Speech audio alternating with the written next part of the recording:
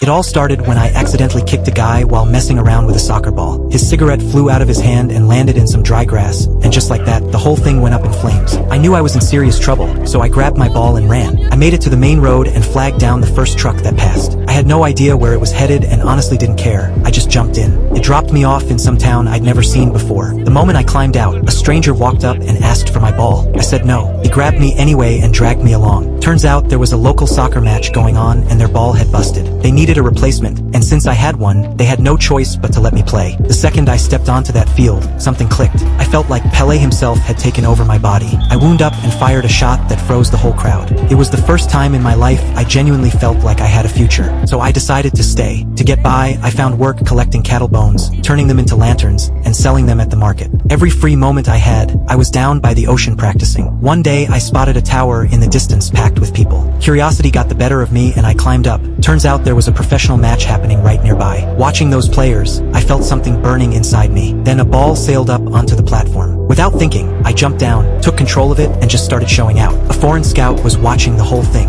He saw what I had and connected me with a club. I impressed the coach enough to make the roster, but I was strictly a backup, no jersey, nothing. During training, my teammates treated me like I was invisible. Even when I was wide open, they wouldn't pass me the ball. One day, I walked straight up to the coach and looked him dead in the eye. After the manager went to bat for me, the coach handed me a pair of Nike cleats and finally put me in. The moment I stepped on that field in a Real jersey, I found my rhythm fast and let everything loose. One powerful strike later, we won the game. The whole stadium erupted. After the final whistle, the coach came over and handed me an official jersey. I'd earned my spot. The very next day, the coach got a letter in the mail. I'd been invited to travel to Europe for professional training. Just like the first time I left home, I packed up and made the trip alone. Years later, I stood on the pitch I had dreamed about my entire life and finally started the career I was born for.